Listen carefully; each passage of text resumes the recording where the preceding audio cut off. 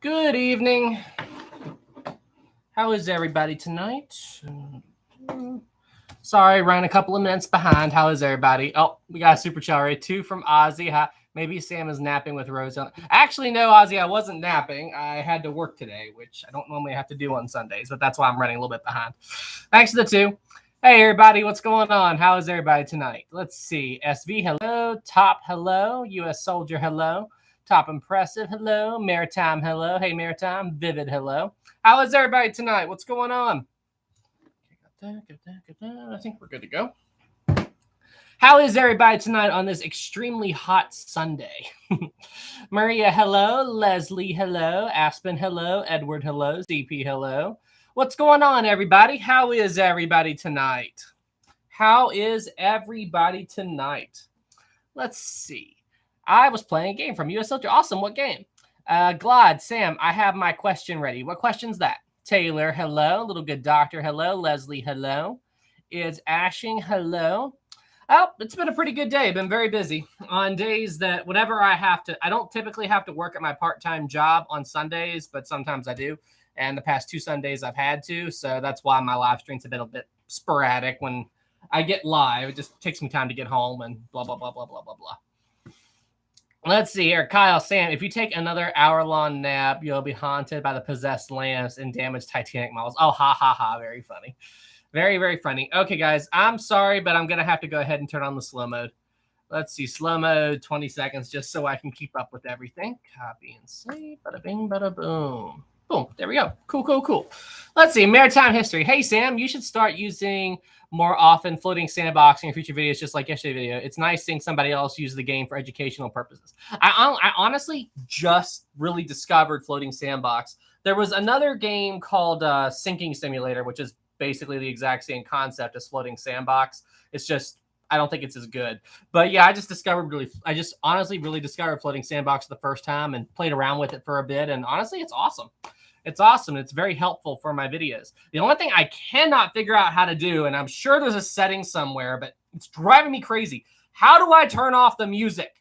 I mean, seriously, it's like it's got this music playing, and I went into the settings, I went to the audio, and I found all the settings for like the ship sounds and all this other stuff, but I could not find the disable music button. It was driving me crazy. And then Sleeping Sun came on. That song came on. It was so funny. I'm like, seriously, they put Sleeping Sun in this? That's like every sinking ship's theme song these days. Let's see here. Plo says, yesterday I was on an anime conversation here in Germany, and I was dressed as a first-class passenger from the Titanic, of course. I also handed out small first-class tickets to other people. So wait, you were having an anime conversation, but you were handing out for it? I'm confused. I'm very confused there. Maritime, Sam, I know. Control M. Control M will do it? Okay, cool. Thank you. Seriously, it's that simple. It's that simple. The Origin. Sam, you should play with Jesse, the new Stormworks 1-to-1 Titanic. I did. It's on his channel. I actually did. I did do that. Top Impressive. I wish for this nighttime to last for. I wish for this nighttime. Yep. There's a good music video with the Lusitania's Thinking that plays that song, and like I was playing that game, and I heard that song came on. I'm like, seriously, it made me absolutely bust out laughing.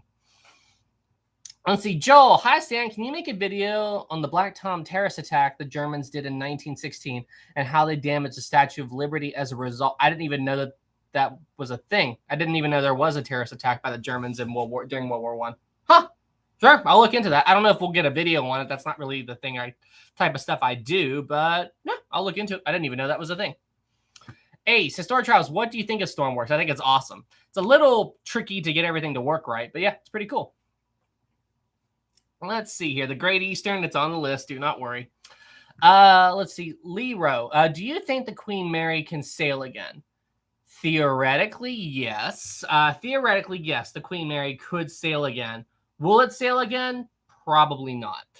When I visited the Queen Mary a couple of years ago, I talked to a guy that worked there, and he said one of the deals that Cunard Line had with the city of Long Beach was that the ship would never again operate under its own power. So, I mean, granted, that was back in the 60s, but even if they did get around that and want to sail it again, I mean, they would have to I mean, I don't even know if the Queen Mary could handle being moved across the bay in the current shape that she's in. I mean, maybe she could, but I don't know if her hull could handle being towed. I mean, she's not in good shape right now. I mean, I know they're doing work to her and they're trying to help her, but the Queen Mary's not in good shape right now. So, I mean, they would have to do a complete overhaul on the ship. Hang on a second, guys. 1 second.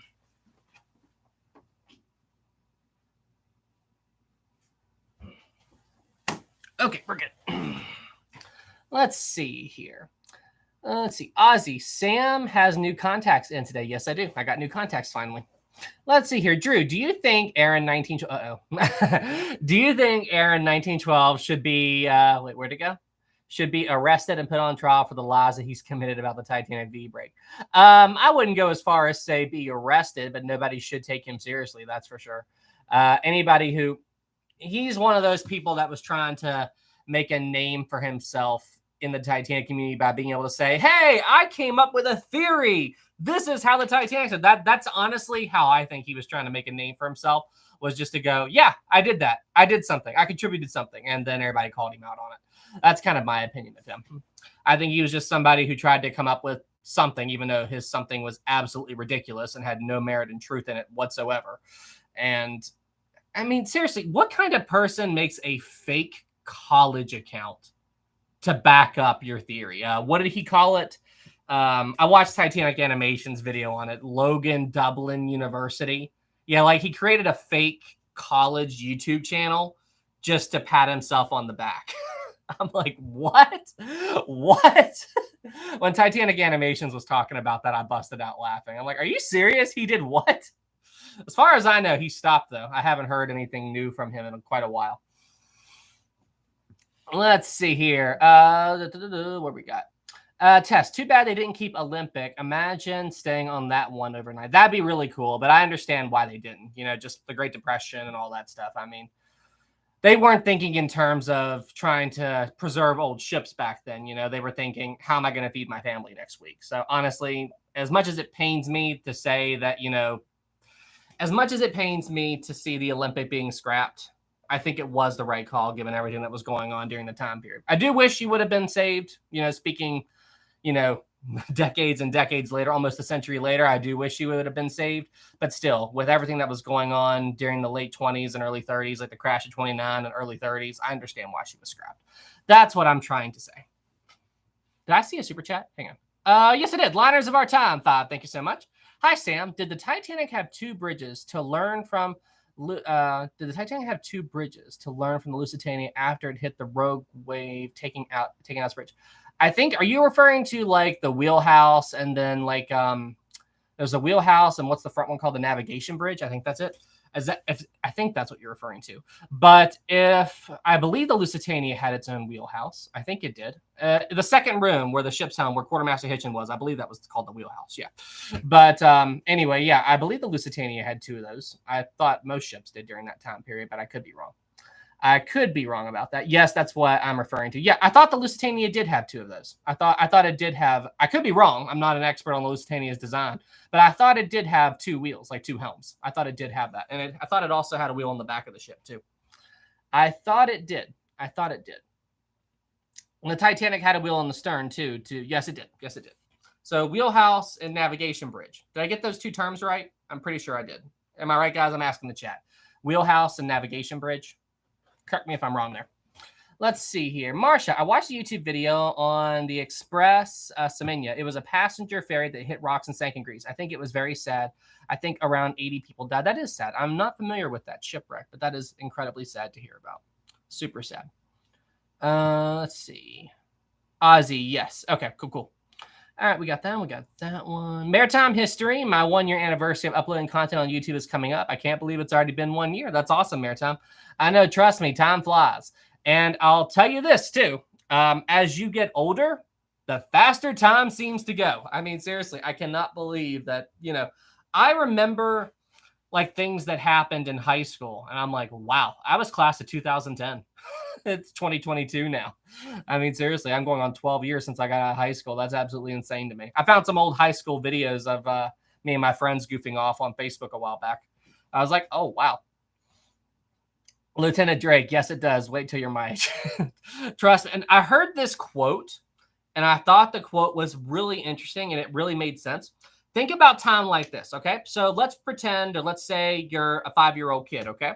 When you hear the term next year or a year from now, well, to a 5-year-old, 1 year is 1/5 of your life. So a year seems like an incredibly long time. But then as you get older, your perspective on a year changes. So sure, a year is the same amount of time, but like I'm 30. So a year to me is 1/30th of my life. Suddenly doesn't seem that long, does it? And then it's like the time frame gets shorter the older you get. Does that make sense? It's a very good quote. I thought that was very interesting. Let's see here. Red, White Star Line. Sam, what was the longest time it took for a ship to sink? What ship took the longest to sink? Whew, what ship took the longest to sink? The Andrea Doria took a long time to sink. I forget how long, though. Hang on a second. Let me see here. How long did it take the Andrea Doria to sink? It took it a very long time, if I'm not mistaken. 11 hours. Okay, it took the Andrea Doria 11 hours to sink. There's also the Republic. How long did it take the Republic to sink? I'm just Googling these real quick. The Republic, let's see, our steam-powered ocean liner, doesn't say here right off the bat how long it took the Republic to sink, but I know it took it a very long time. I'm looking here. I don't see it readily available, but the Republic, I know, took it a while. Wasn't it like 15 hours, 14 hours? It was something incredibly long, but yeah.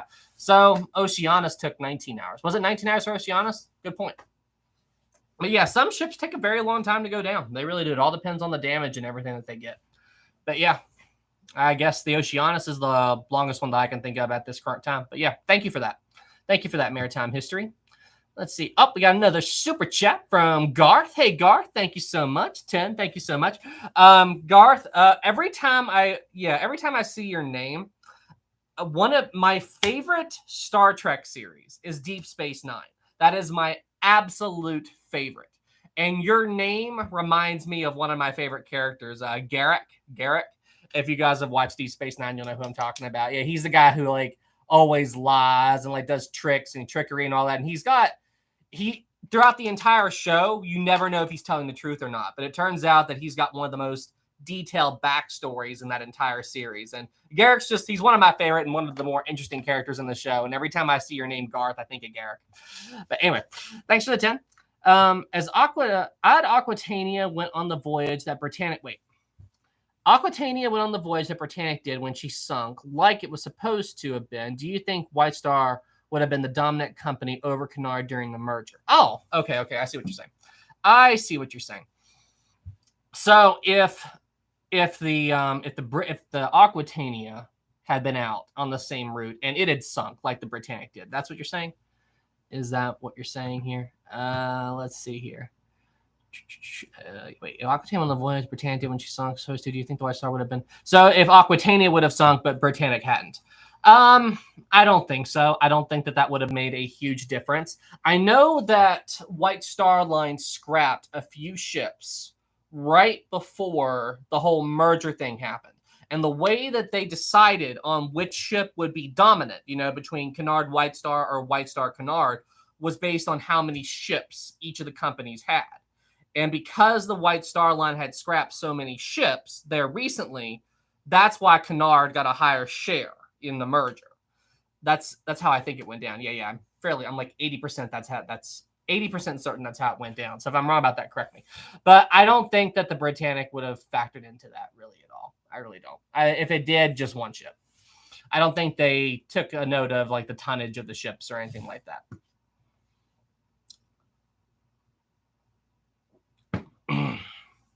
Let's see here. We got another 5 from Liners of Our Time. Awesome. Thank you.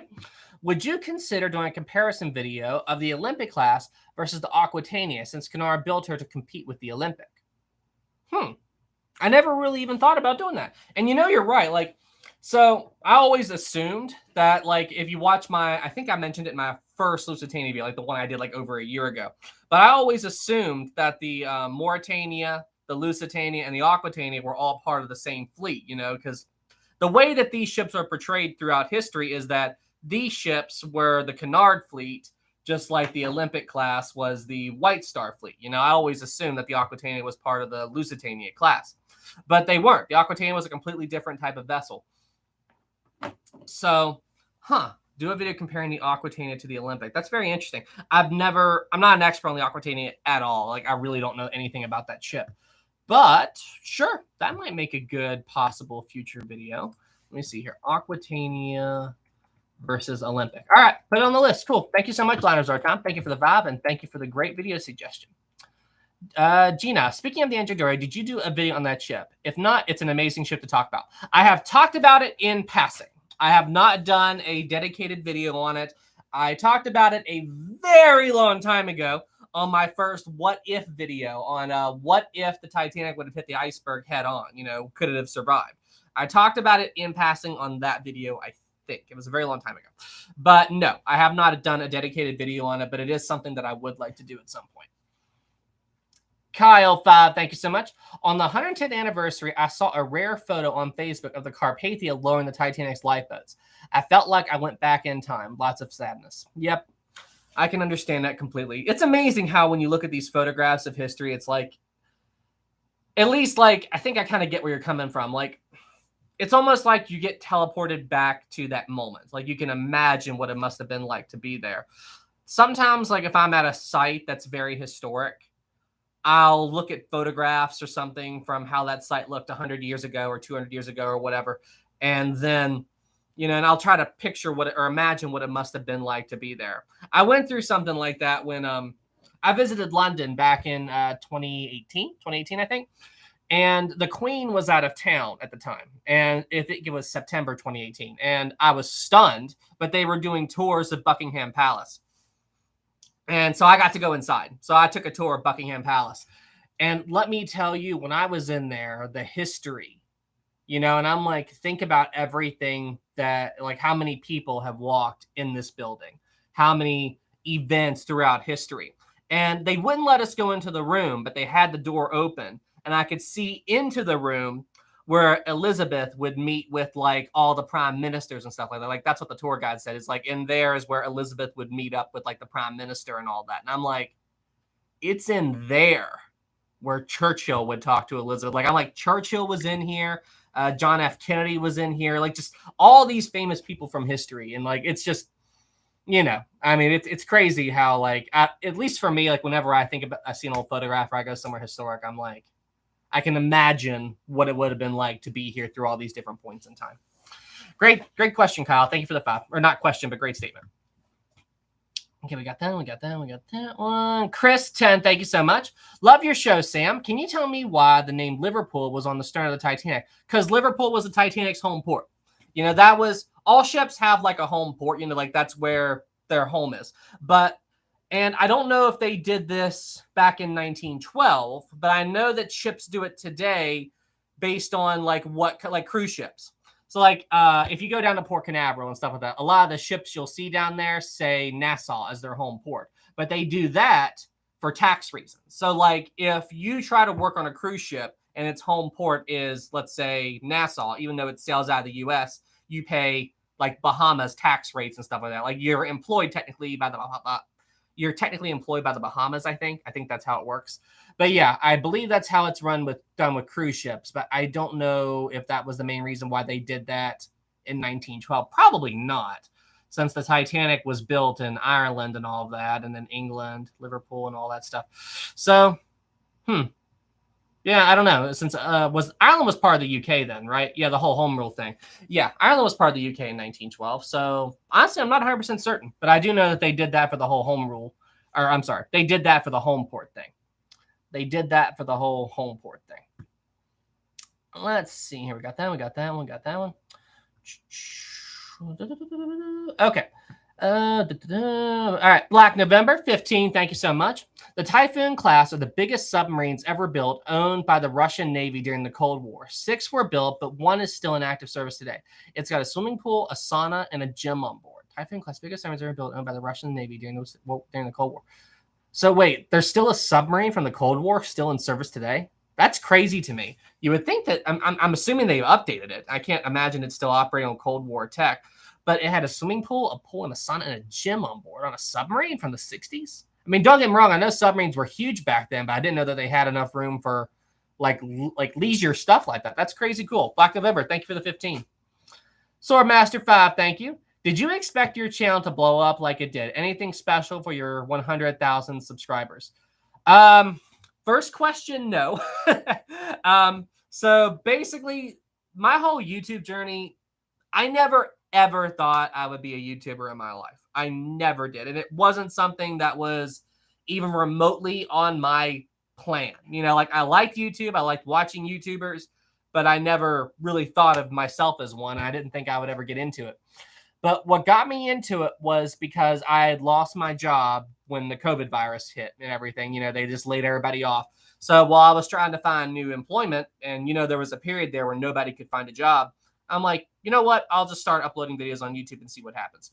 And I was stunned. I was absolutely stunned. I could not get over it, you know? Like, it made me so happy. It's like it took me 2 months to hit my 100 subscriber mark. And I would argue that your first 100 subs is the most difficult to hit.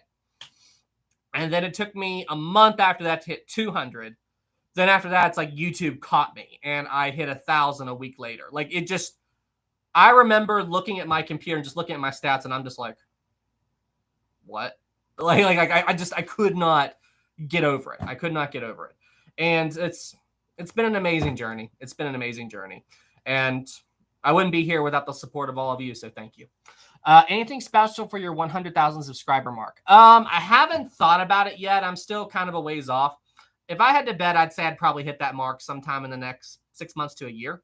You know, if my channel keeps growing at this rate, I'm sure I'll do something though. I know I'm definitely going to do an unboxing for the play button, you know, when that comes through, but I'm sure I'll do something. I have to do something. It's 100,000 subs. I have to plan something. So don't worry, I will. I'll figure something out, Swordmaster. Thank you for the 5. Everything, Julian. Hey, man. 10. Thank you so much. Hi, Sam. I saw you in Stormworks 1-to-1 Titanic. Can you do a video on 9/11, the airplane accident? My 911, the airplane accident. My brother, are you referring to 9/11 or 911, the airplane accident? If you're saying 911, the airplane accident, I'm not sure what you're referring to. But if you're referring to 9/11, people have asked me to do 9/11 before. And it's just where it's still a more recent event and it's not really maritime. It's one of those topics that I'm a little bit uncomfortable with it, just going into it because there's so many different aspects to it. And it's still a recent memory for a lot of people. And I want to make sure I do it right, do it respectful, and politics is involved with it as well. And there's so much to it that when I do it, I'd want to do it right. And I would want to make sure that I don't accidentally offend anybody or say anything wrong. You know, that's never my intention, but it's one of those very funny topics. You know, it's something that you've got to be very careful talking about. That's kind of why I haven't done anything on it yet, but I might tackle that at some point in the future. Everything, Julian. Thank you for the 10. Hey, Kasi, how you doing, my friend? 20. Thank you so much. Hey, Sam, wondering if you were free tonight to hang out and play some Sea of Thieves. Also, because I have a surprise for you. I've been planning for a month or so now. It relates to when I asked you about your shirt size. Oh boy.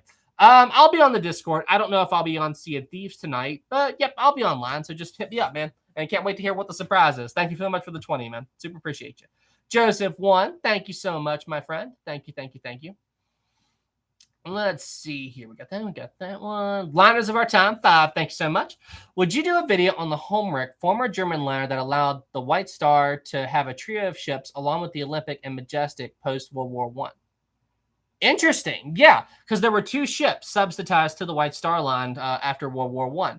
So the Homeric, would you do a Homeric former German liner that allowed the White Star to have a trio of ships with the Olympic after World War I? Homework. Sure, I'll add that to the list. That was that's an interesting idea, like the replacement for the Olympic class, I should say. That's awesome, Liner. Sure, I'll put that on the list. The homework. Got it. Cool. Thank you so much, my friend. Thank you. Thank you for the 5. Let's see. We got that one. Bella, what is your family's opinion about your YouTube channel? They love it. They absolutely love my YouTube channel. My family has been, they've been hearing me talk about Titanic ever since I was a little kid. So, and honestly, believe it or not, it was my dad who initially put the idea to do this YouTube channel into my head. I went over to their house one evening and I was just yakking with them and talking to them. And I was starting to get nervous, you know, because I hadn't been employed for a while. And my dad's like, Sam, I'm telling you, while you're looking for a job, you should start like making YouTube videos. People are so interested in that ship right there. And, you know, I think you do good at it. And I'm like, all right, I'll give it a whirl.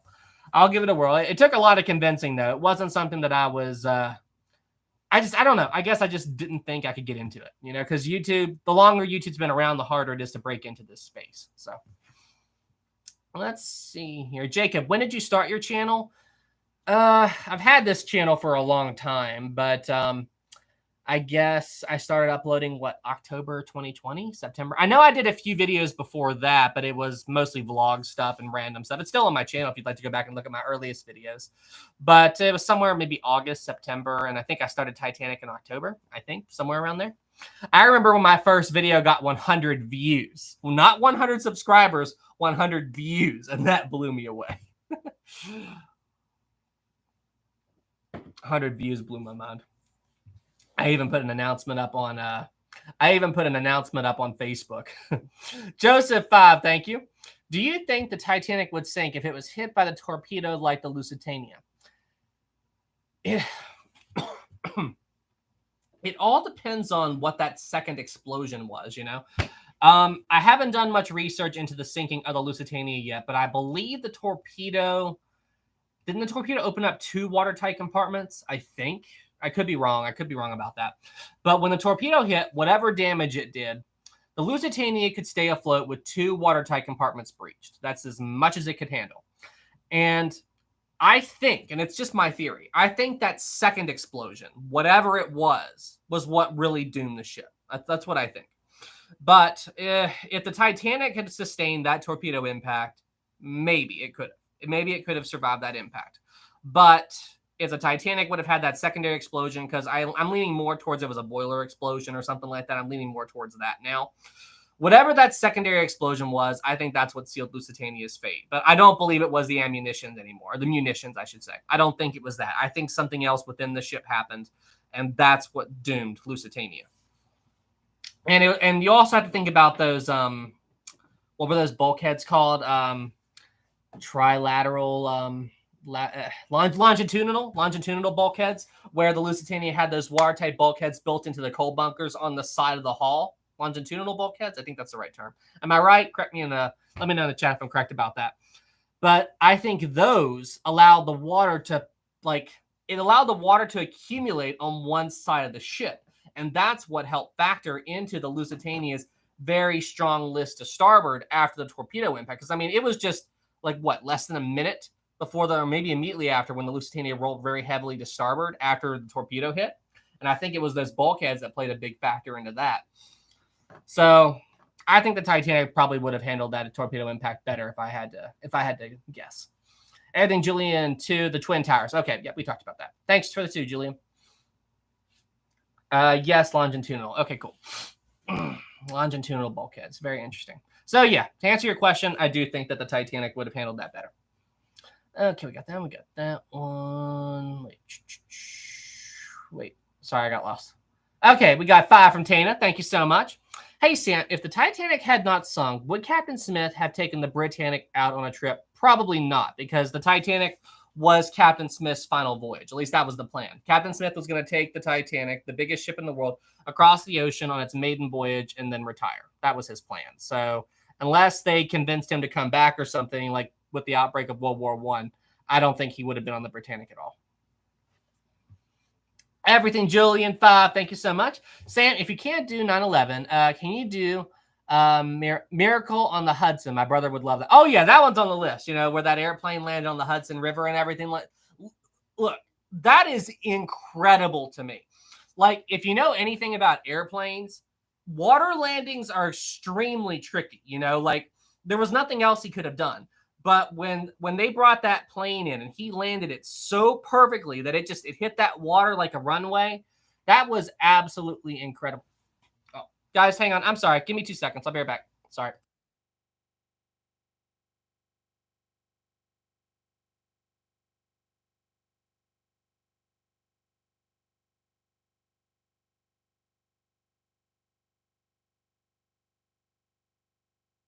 There we go. All right, we're good. But yeah, the Hudson is something I will definitely cover. I will definitely do it. Lucas 10, thank you so much. Hi, Sam. Have you ever heard of a game called World of Warship Legends? It is a really cool in-detail game about the Battle of Warships, and some of them are really old and some of them are modern. I feel like I've heard of the game, but I haven't played it. Let me tell you this. One thing that'll happen as you get older is there's a ton of games that you want to play, but you just do not have time for. Like, I've got so many games that I bought them. I've been meaning to play them. I don't have time for them. And then when I do want to play a game, I usually just want to mess around with something for like an hour and then go to bed. Like, either I'll play Halo or I'll mess around with Grand Theft Auto, or I don't know. There's all kinds of games and stuff that I would love to play, and I'd like to get into some RPGs. I don't have time. I don't have time for them. It's very rare for me to have a complete day off. That is an incredibly rare thing for me.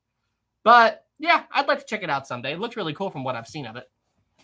Random too, thank you. Building a 1-to-1 Titanic on Stormworks while listening. That's awesome, Random. Keep up the good work.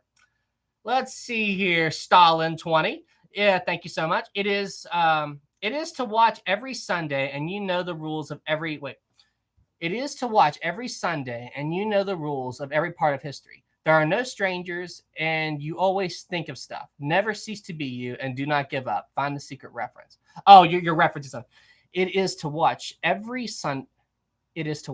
Sunday, and you know the rules of every part of history. There are no strangers, and you always think of stuff. Never cease to be you, and do not give up. Thanks. Thank you.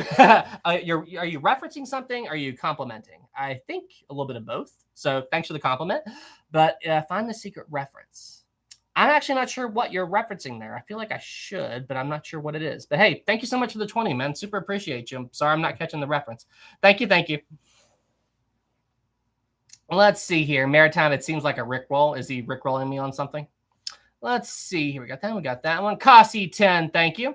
I understand why 9/11 is such a touchy subject and your thoughts on making a video on it. I'm a huge pre-9/11 World Trade Center buff. I made a video you watched on keeping their history alive. Yeah, I saw that. Great job, Kasi.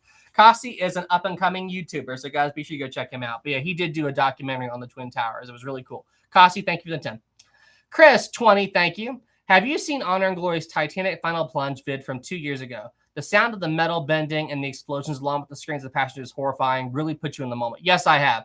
That was the one where, I think you're referring to the one where they had the stern roll onto its side. So like in that animation, they don't have the stern go vertical. They have it like, they have the ship break and then it just kind of rolls over. Like, pretend my hand's the water line. And then the stern just kind of slides under like that. Is that the one you're talking about? I did see it, and I loved that animation, and I had no issues with it except for the end part. You know, I'm like, oh, like I'm like, why did they depict it like that? You know, like I didn't think that the stern, you know, until this more recent animation that the Odyssey of Glass animation, I wasn't sure if the stern went completely vertical like what we saw in the James Cameron film. I didn't think it did, and what we know now, it looks like the stern did go completely vertical. It wasn't as high up out of the water as it was depicted in the James Cameron film. But yeah, I thought it was really cool hearing the metal effects and all that stuff. I thought that was really cool. And it really did put you in the moment. I disagreed with a few aspects of it. But I did not know about the whole ship rolling back to more or less an even trim or like an even keel. I did not know about that at the time. That was a very interesting discovery. Chris, thank you so much for the 20. Let's see here. Ashton, when is the last part of Lusitania coming out? Very soon. We got that one. Got that one. Ashton, we got hey Sam, when are you planning? Oh, I saw your non-super chat that you asked me in a super chat. When are you planning to release the last Lusitania? I've got a couple of more days off there. We finally have enough staff at my part-time job, so they're finally decreasing my hours to more manageable part-time hours. So I'm not feeling like I'm not as stressed because trust me, they had me working like 30 hours a week or close to it. And trying to work on these videos and do that at near full-time hours. I mean, like, full-time's 40, but still a lot more than the 20 hours a week that I was hoping for.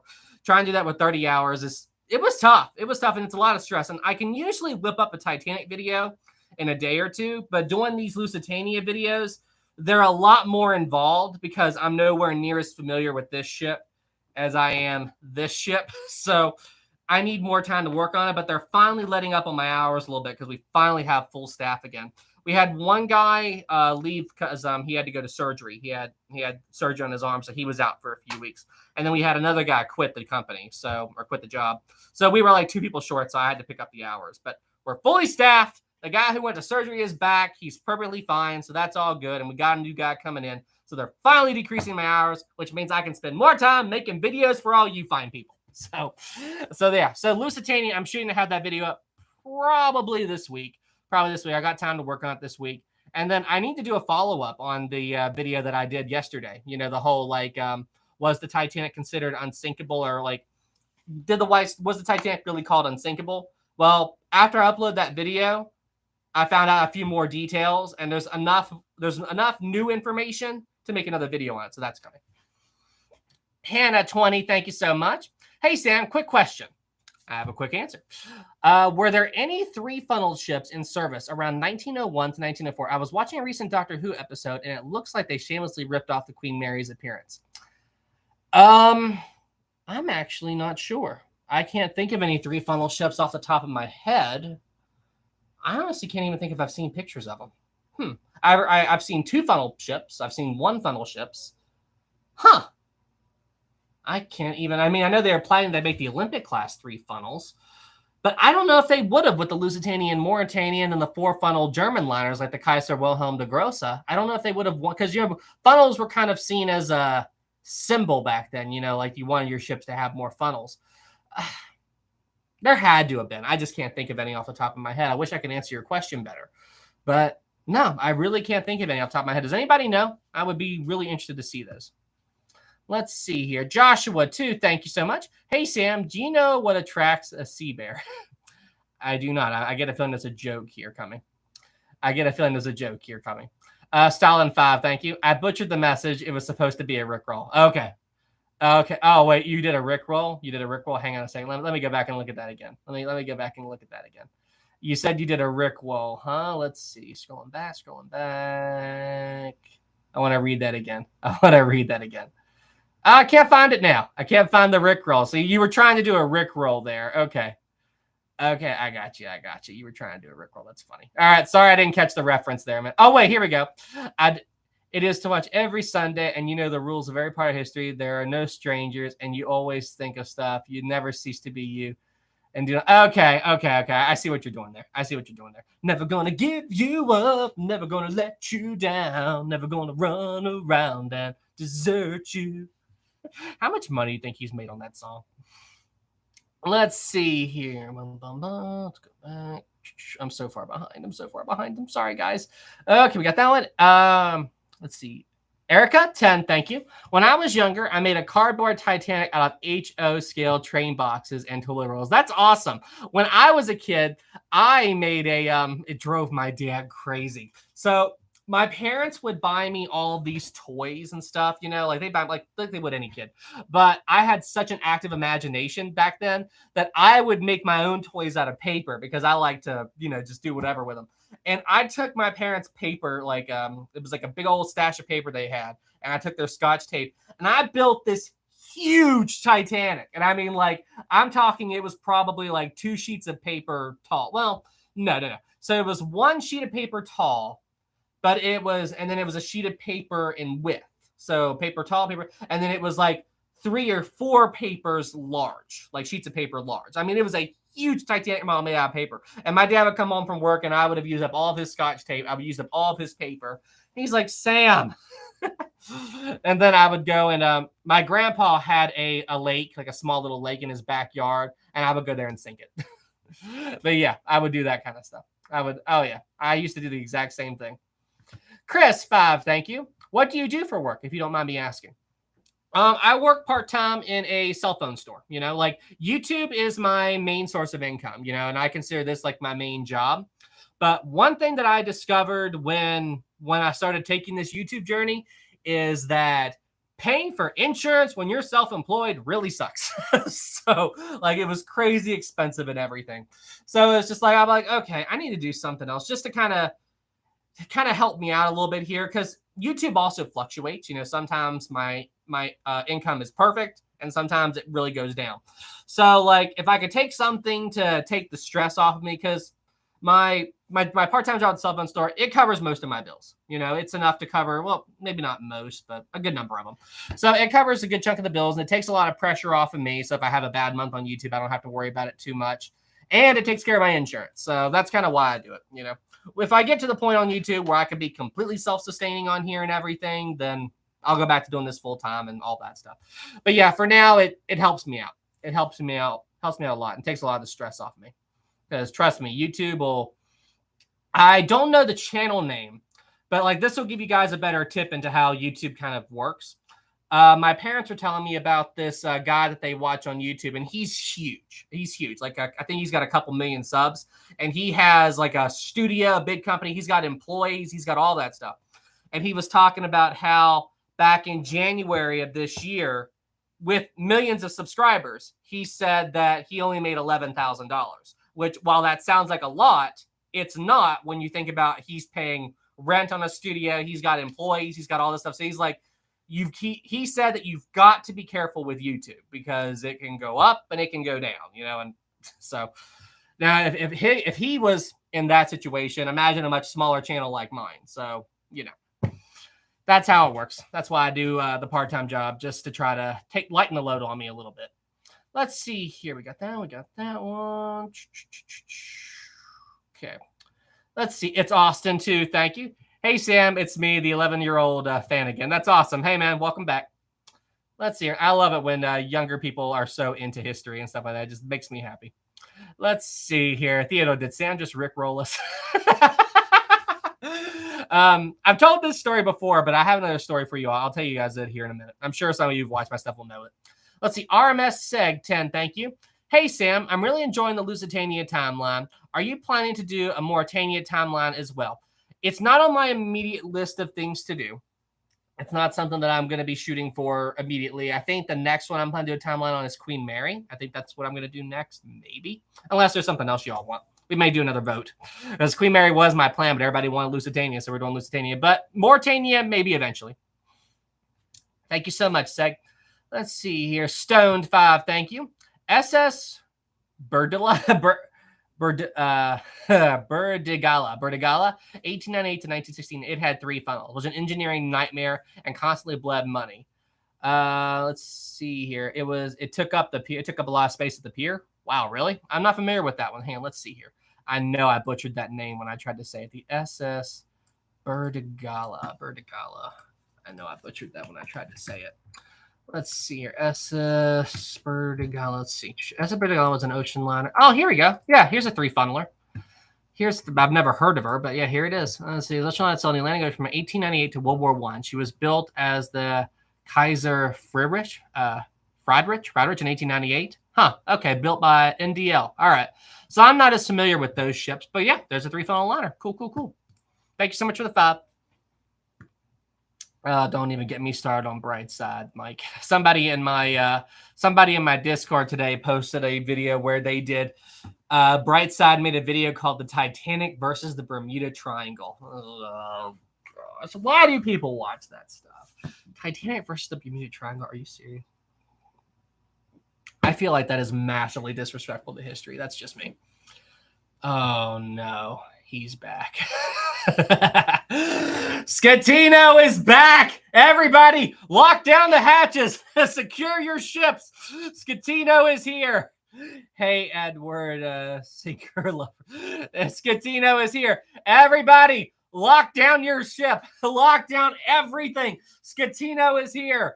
Red alert. Scatino is here. Red alert.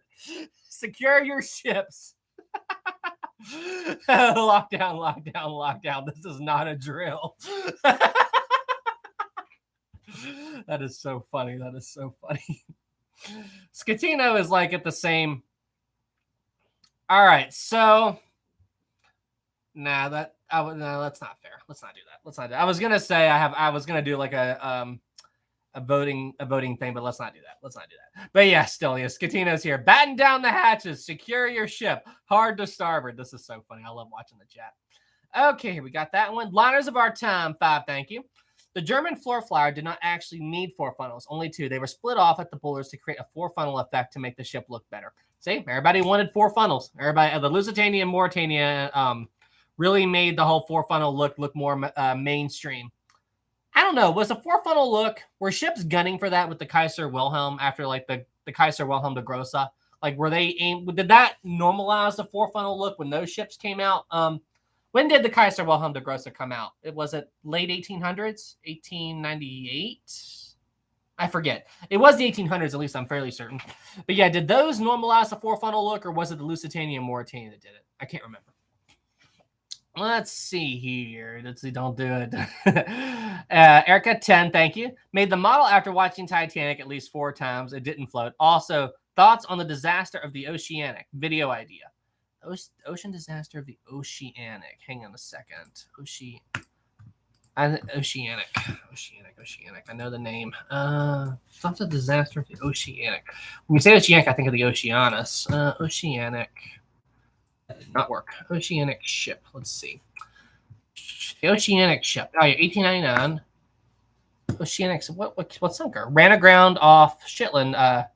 Shetland. I did not say that. Shetland on the 8th of September in 1914. So she ran aground. She didn't sink. She ran aground, but she didn't sink. And what was the disaster with her? I'm just not familiar with that. What was the disaster with her? Salvage, court-martial, wrecking. Let's see here. Trying to catch in a zigzag course against being torn. Oh, was it U-boated? Was it hit by U-boats? Huh. Retired night. What situation? Ship ran aground. It ran aground, though. Oh, the ship again changed course and ran directly into a reef. It ran into a reef. Huh. I see. It ran aground to a reef. So was there something else to it? Was there some other big tragedy with it? I'm not familiar with that story. Okay, we got that one. We got that one. Okay. Ryan, ship and playing gaming. Awesome. $2. Never going to give you up. Never going to let you down. Never going to run around and desert you. Okay. All right. So since you all did that again, I'm sure I've told this story before, but I'll give you all a quick version. When I was in high school, here in the States, if you're not in the States, you probably don't know of this company, but there's a video game store called GameStop. And I don't know if they're abroad, but still. Anyway, they sell video games. And I worked there for one Christmas when I was in high school. And my trainer, she was teaching me like how to do everything. And she was teaching me like what to say when I answer the phone, like say, welcome to GameStop, blah, blah, blah, blah. And she also said, okay, Sam, so there's a joke running around where people like to call and ask for an old Nintendo game called Battletoads. She said that if anybody ever calls asking for that game, I want you to Rickroll them. I'm like, interesting. So then right after she told me that, the phone rang. And she said, okay, Sam, this is your first customer. Talk to them on the phone. I'll watch. Make sure you say everything okay. And just tell me how it goes. I'm like, all right, sure. Pick up the phone. I kid you not. They said, do you have Battletoads on Nintendo? Now, my manager didn't hear this. So I just went, and I went, never going to give you up, never going to let you down. And I did the whole, even though they couldn't see me, I did the whole microphone thing. And I was just dancing and everything. And my manager just stared at me and her eyes went wide. And then she got the biggest grin on her face. It was so funny. Then I just hung up the phone. And then they called back a few minutes later and told her hey, that guy who just sung for us, that was awesome. And it was very, very funny. It was very, very funny. That was one of the funniest. That was one of the funniest things. Let's see, Mike, you're hyper tonight. Are you drinking? No, I don't drink. I have sweet tea. Let's see here. Stop Rickrolling. Well, tell people to stop posting the Rickroll. Battletoads. How many of you even know what Battletoads is? Are any of you all old enough to remember that game? Do any of you all know what Battletoads is on? Hang on. Do you know the game Battletoads? Do you know what that game is? Do you guys know what that game Battletoads is? Yes or no? Do you all know that old game? Do you know the game Battletoads? That's such an old game. Let's see here. We got that one. No, 60%. Battletoads was an old game for the Nintendo, like the NES, like Super Mario and Duck Hunt. It was for that. It was for that game, and I'm talking like 1980s. So very, very old and obscure game, but it was very popular back then. But that's what it is. Let's see. It's before my time. Cassie 5, thank you. Have fun doing Queen Mary. Yeah, you know how that went for me. Yeah, Cassie did an awesome Queen Mary documentary. Be sure you go and check out that video. But yeah, Cassie, I'm not going to shoot for one giant documentary like you did. I'm going to do it in parts. Trust me, trying to do one complete documentary is actually no. So you know what I'm going to do next after I finish up Lusitania? I'm going to do the Shackleton expedition. That has been in the works for so long, and I've got some. I hired an animator, like, well, not hired, like I had her do a couple of like projects for me. It's like she doesn't work for me or anything. It's just that like she offered. I needed some animations done for that video, and told her what I needed, and we worked out a deal, and she made some awesome animations for me, and I'm going to use those in my video. And so, yeah, the Shackleton expedition has been in the planning stages for a long time, and I'm going to start working on that as soon as I'm done with Lusitania. That's next. I mean, come on, I just found the Endurance. I've got to start working on the Shackleton thing. But that's next. Random 5, thank you. The iceberg damage to the Titanic was estimated to be 12 feet. Did Boiler Room 6 have the most damage and thus the most water intake? From all the depictions that I've seen, yes, Boiler Room 6 got hit the worst with the iceberg impact. And like Frederick Barrett, I believe, described the damage, and I think it's still visible on the wreck on Boiler Room 6's iceberg damage. But yeah, Boiler Room 6 got hit the worst as far as I know. Boiler Room 5 barely had any damage, just 3 feet into the coal bunker. I'm not sure what like the forepeak and then the cargo holds and all that. I'm not sure how bad the damage was in those compartments. I'm not sure if that's ever been surveyed. I know you'd have to try to see the damage on the inside. You wouldn't be able to see the damage on the outside. But was it Kent Layton? I think the author of On a Sea of Glass, he talked about that the iceberg damage, at least in the Boiler Room 6 area, is still visible on the wreck. So I'm not sure. I haven't seen it personally, but, you know. Let's see here. We got them. Chris, 10, thank you. I recently watched part-time maritime history video on the SS Arctic. It was horrible how the crew acted during the sinking trip. Yes, I just watched that video too, and I was completely unfamiliar with that ship until I watched that video. I couldn't get over that. I mean, it was like the captain of the Arctic had more help from the crew, from the passengers than he did his own crew. Like, I could not get over that. And like how there were like 3 factions that formed on the ship and everything. And I mean, I honestly could not get over it. I mean, it's basically a free-for-all. I mean, I could not get over how that whole thing played out with the Arctic. I could not get over that. That was a really good video, though, that he did. I was completely unfamiliar with those ships until I watched that video. Submarine 1897. Okay, cool. Got that one. Uh-oh, Scatino's here again.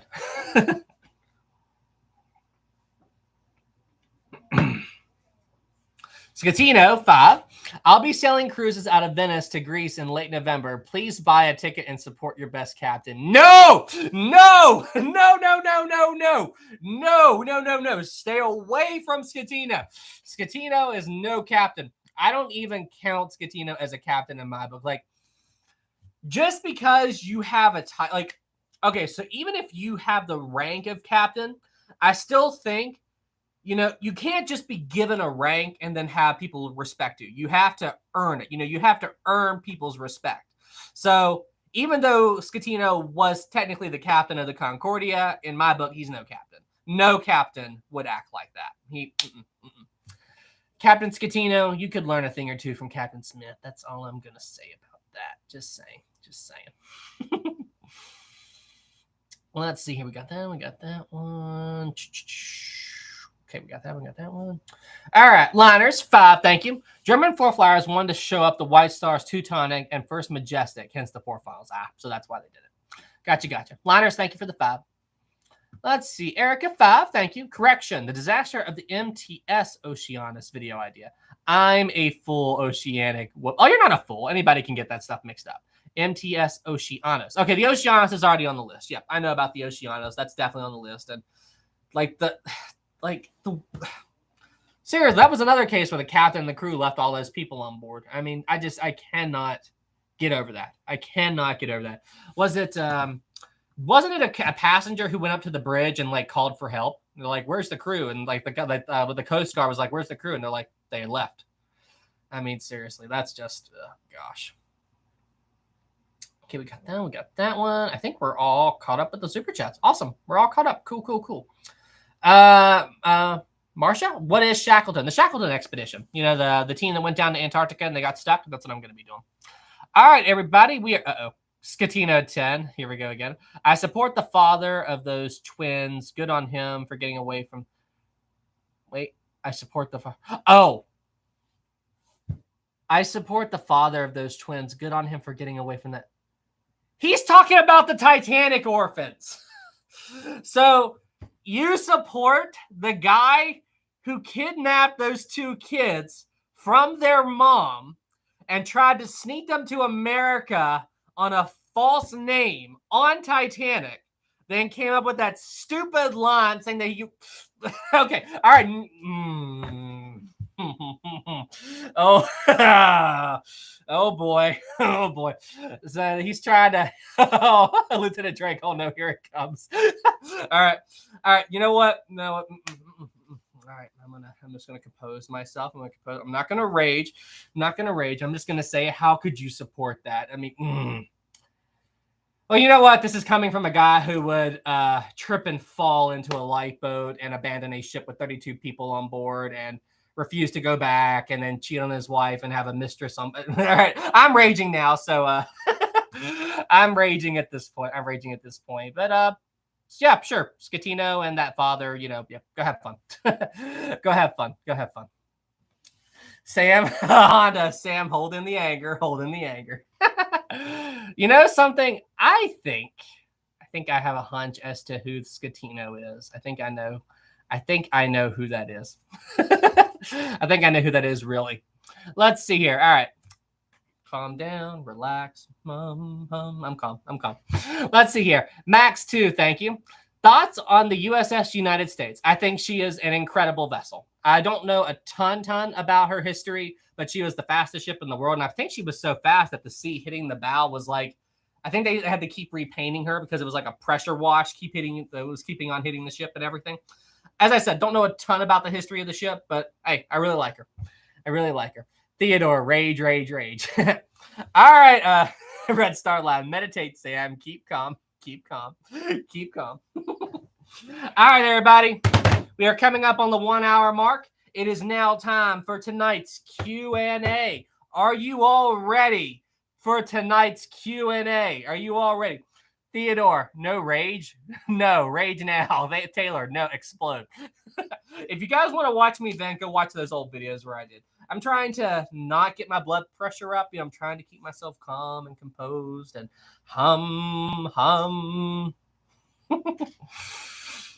All right, so are you all ready for tonight's Q&A? If you are new here, here's how it works. I ask a question.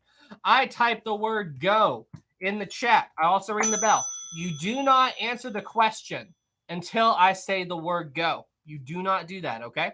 If you answer the question before I type the word go, it will not count, all right? It will not count.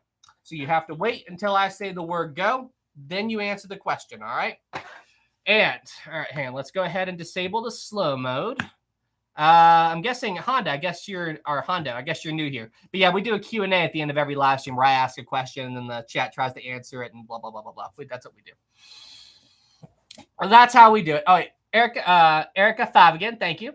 Was there any accounts of Officer Lightoller saying, back, I say, or I'll shoot you all like dogs? I don't know if he ever used those words exactly, but I do know that they had to fire warning shots into the air. I do know he threatened people at gunpoint because there were people rushing the boats and everything like that. There was panic was starting to break out, and I know that they used the guns to warn them off.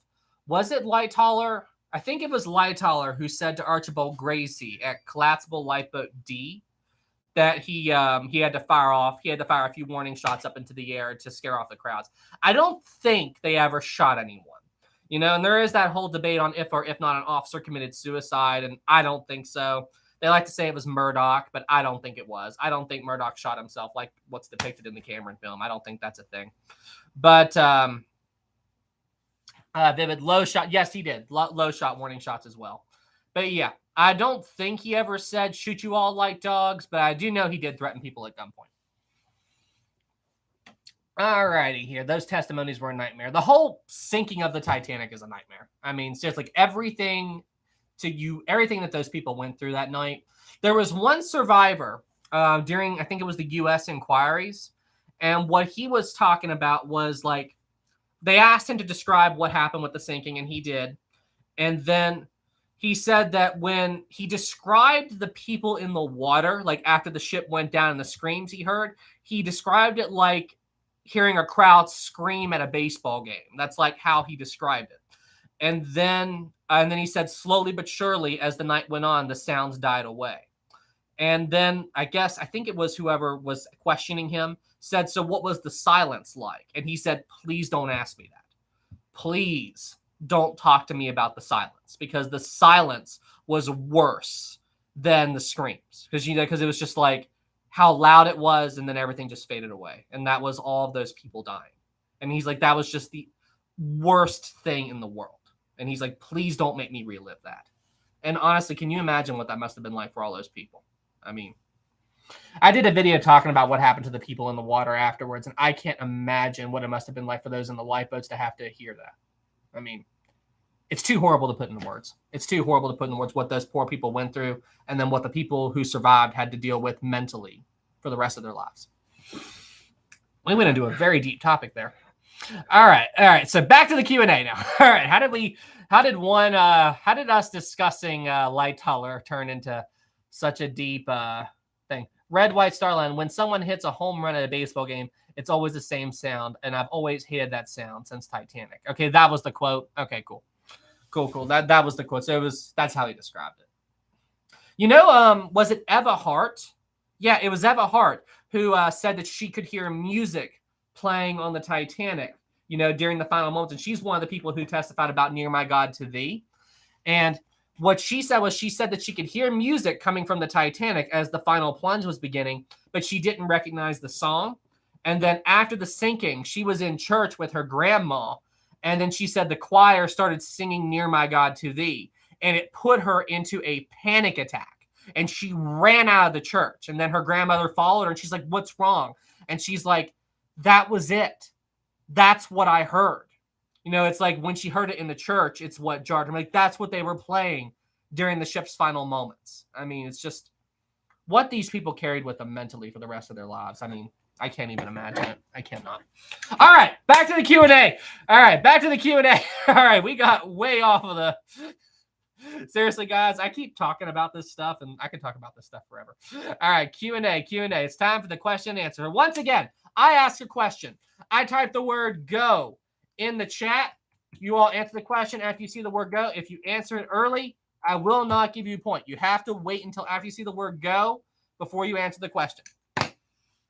All right, we're going to disable slow mode. No spamming, guys. That will not be tolerated. Ready? Slow mode is disabled. Chat away. Bada bing, bada boom. All right, guys. First question of the night. Are you all ready? Start with an easy one. Okay. All right. Fair enough. Start with an easy one. Got it. How many...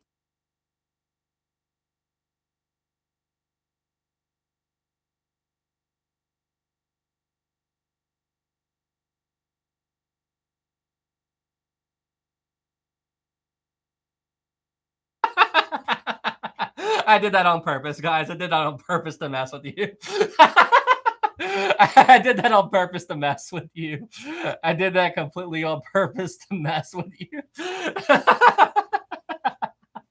That was sorry. I had to do it. I did that on purpose. Hey, come on. You all know I'm a jokester. That is so funny. Hold on a second. Wait. 16 seconds. Did you guys hear me? Wait, did you guys? Okay, so the question was, how many watertight compartments did the Titanic have? And how many watertight compartments did... So all right, so a little bit more audio came through than what I intended to. But so a little bit more audio came through than what I intended. All right, so you guys were able to figure it out from before the audio cut out. Okay. You know what? I didn't type the word go yet, so... Ready? How many watertight compartments did Titanic have? Ready, set, go. How many watertight compartments did Titanic have? Wow, got it. Wow, got it. Wow, got it. Wow, got it first. Good job. Wow, good job. You know what? Maritime history also got it first when I was doing my little joke. So we'll go from there. So we got that one. All right. Next question. Which lifeboat did John Jacob Astor's wife, Madeleine Astor, escape the Titanic in? Which lifeboat did John Jacob Astor's wife, Madeleine Astor, escape the Titanic in? Ready, set, go. Which lifeboat did she escape in? Which lifeboat did Madeleine Astor escape the Titanic in? Don't see it yet. Don't see it. Oh, there we go. Cod got it. Lifeboat number 4. Exactly. Lifeboat number 4. Good job. Good job. Excuse me. Lifeboat number 4. Lifeboat number 4 was the lifeboat that she escaped in. Good job. All right. Next question. And this one is a little bit of a, this one's a little bit tricky. John Jacob Astor and his wife, Madeleine, were involved in a huge scandal leading up to the Titanic's maiden voyage. What was the reason of this scandal? And there's 2 possible answers, but they were involved in a huge scandal leading up to the Titanic's maiden voyage. What was the reason of this scandal? Ready, set, go. What was the scandal between John Jacob Astor and his wife, Madeleine? It wasn't pregnant. They were married. Money. There it is. Lee. Wait, stoned Abbott, the age difference. Lee, she was very young. The age difference between the marriage. Yep, that was it. And there's also the divorce as well. But yeah, the age difference was the big thing. I think John Jacob Astor was 47, 48, and she was 18. So yeah, as you can imagine, people weren't too happy about that. But yeah, big age difference. Big age difference. And also how quickly that they got together after the whole divorce. He had John Jacob Astor got divorced with his first wife in I don't know if it was his first wife, but his wife in 1911. And then shortly after that, he met Madeleine. And yeah, she was 18 when he was in his late 40s. So yeah. Yep. So as you can imagine, people were not too keen about that. I can understand that. All right. We got that one. We got that one. Okay. Next question. And this one here is, so I'm going to have to kind of guess a little bit of the questions here because I wrote out a list of questions, believe it or not, but somehow I misplaced them. I wrote the list when I was at work, all my questions I was going to do tonight. And then at some point, somehow when I got home, I could not find them and it was time to go live. So I'm just I'm thinking back to the questions that I wrote down. I lost the list of questions. I don't know how I did that, but I did. All right. Next question. How many watertight bulkheads, not compartments, how many watertight bulkheads did the Titanic have? Ready, set, go. How many watertight bulkheads did the Titanic have? Ready, set, go. Nope. Codename Crazy got it. 15. There we go. Yeah, 15 was what I was looking for. She had 15 watertight bulkheads to separate into 16 watertight compartments. But 15 was the answer I was looking for. Great job. Codename. Yes! Great job. All right. So I've asked this question before, but it's a difficult one, and we've got a lot of new people here. All right. Who were the 3 men that were responsible for designing the Olympic class? Now, to get this question right, you have to put all 3 people into one text chat.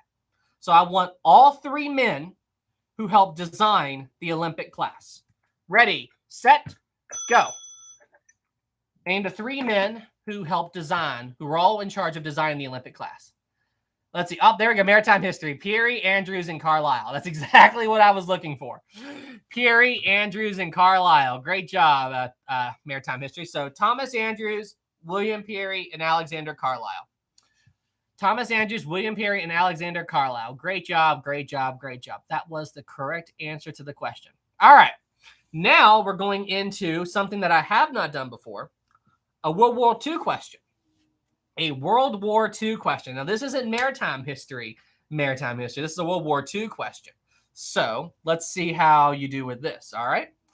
Here we go. What was the name of the code that the Nazis used during World War II to encrypt all of their wireless communications? And it was a huge goal of the Allies to break this code, because with breaking this code, they could figure out what the Nazis were going to do before they did it.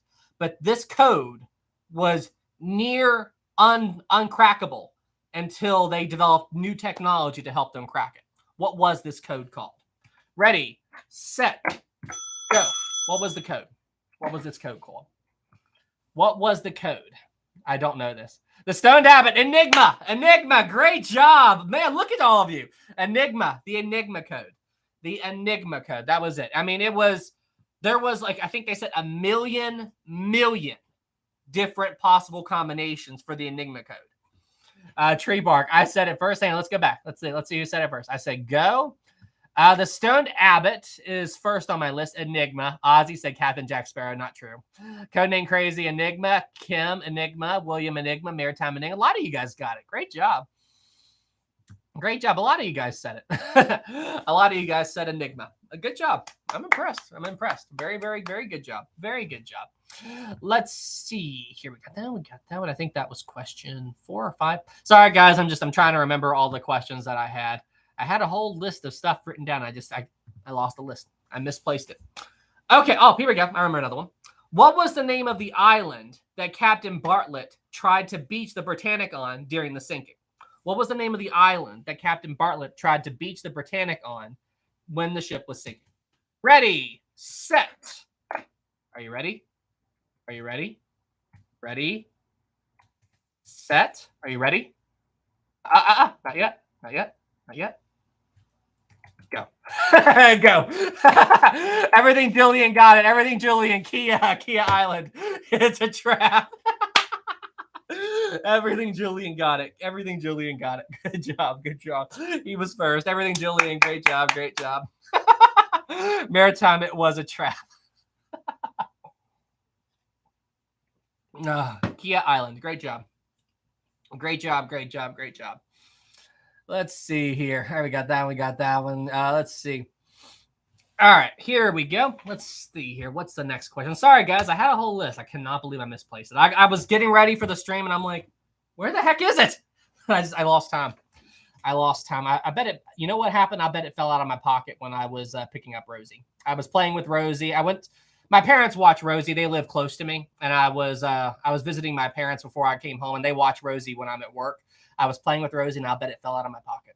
I bet it fell out of my pocket. Oh, we got 2 from Joshua. Sam, name all the Normandy beaches. I have no idea. I'm not an expert on that at all. I do not know all of them at all, man. Thank you for the 2, but I'm sorry. I don't know all those. Do another World War II question. Okay. All right. I've got one. Well, to say it's after World War II. Okay. So you all know the Manhattan Project, like the nuclear bomb and everything like that. So during World War II, the U.S. dropped 2 nuclear bombs on Japan. They dropped them on the cities of Hiroshima and Nagasaki, Little Boy and Fat Man.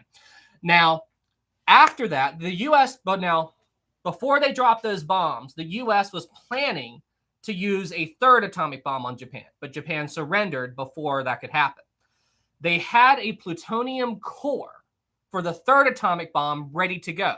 But since they didn't use it for that, some scientists decided to use this plutonium core in a series of experiments. And these experiments resulted in the death of 2 scientists. They died of radiation poisoning. What were these experiments called? What were these experiments called where they experimented with this ball of plutonium? Ready, set, go. What were these experiments called that resulted in the deaths of 2 scientists? What were these experiments called? You're on the right track, Jason. Death core. It's not death core, but you're on the right track. You are on the right track. Let's see here. Let's see.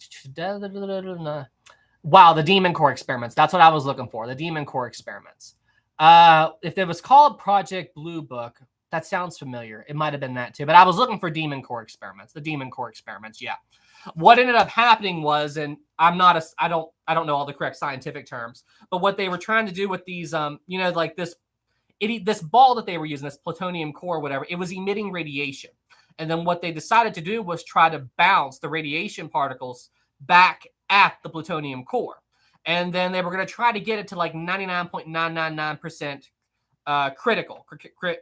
criticality. But now by doing it that way, it would emit a huge pulse of radiation, but it wouldn't explode. And there was an accident. It reached critical twice. And when that happened, the scientist that was closest to it, he died of radiation. Critical mass. Okay. But yeah. Critical mass. The Project Deadly experiments. Yeah. The scientist was using a screwdriver. Yeah. He was, they had this little ball thing, or like half a ball thing that was bouncing the particles back, and he was using a screwdriver to keep it from going critical, a flathead screwdriver, and he slipped or something and it went critical. And in the time it took him to fix it, he got lethal dose of radiation. Random, I think it was 5 to 9 days. I don't know if it's true, but, and if I'm wrong about this, please correct me, but I believe in that 1 second that it went critical, he absorbed more radiation into his body than if he would have been able to survive being in the middle of an atomic bomb.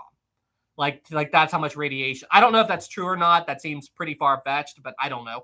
But yeah, I mean, like, he took in so much radiation in that 1 second that, I mean, he's just like, I'm done. I'm done. Like, he told everybody to stop, you know, after it went critical. It sent out this blue pulse. And then he's like, everybody stop.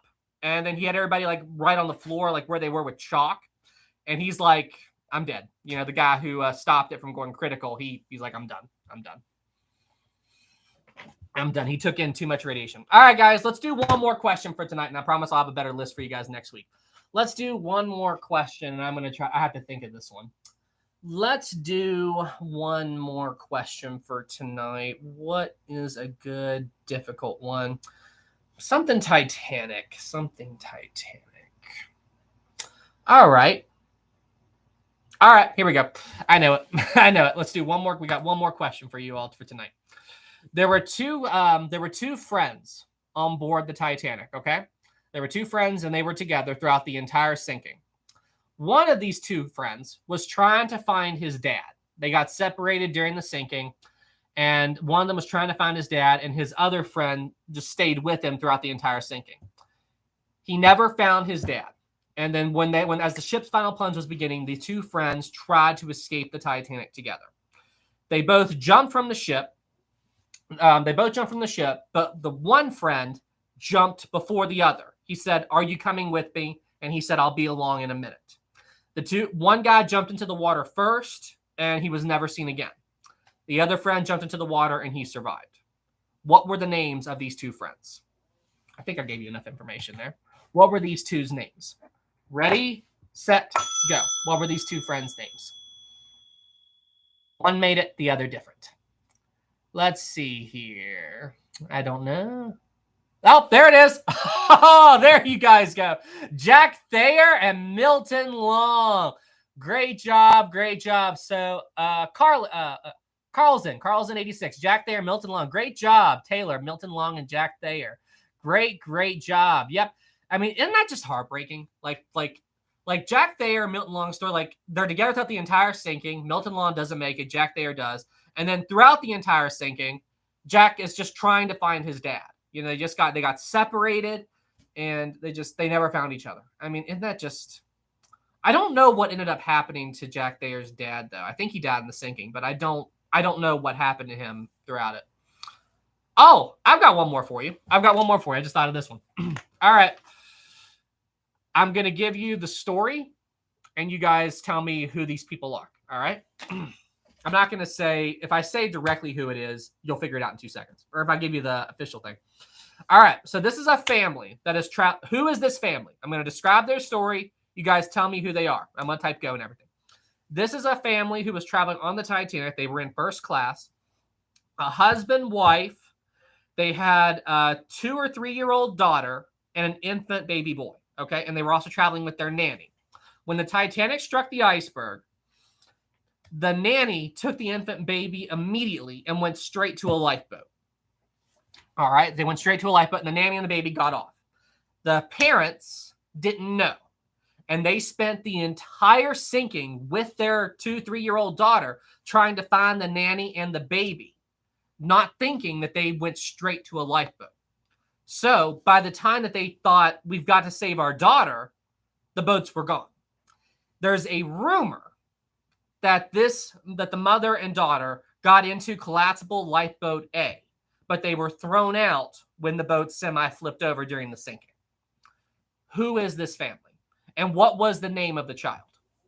Ready, set, go. Wait, oh, there you go. Go. There we go. What was the name of this family? The Stone Dab at the Allison family. The Allison family. Great job. Great job, the Allison family. The Allison family. You guys know your stuff. I am so stunned here. And did anybody get the daughter's name? I didn't see the daughter's name. Allison.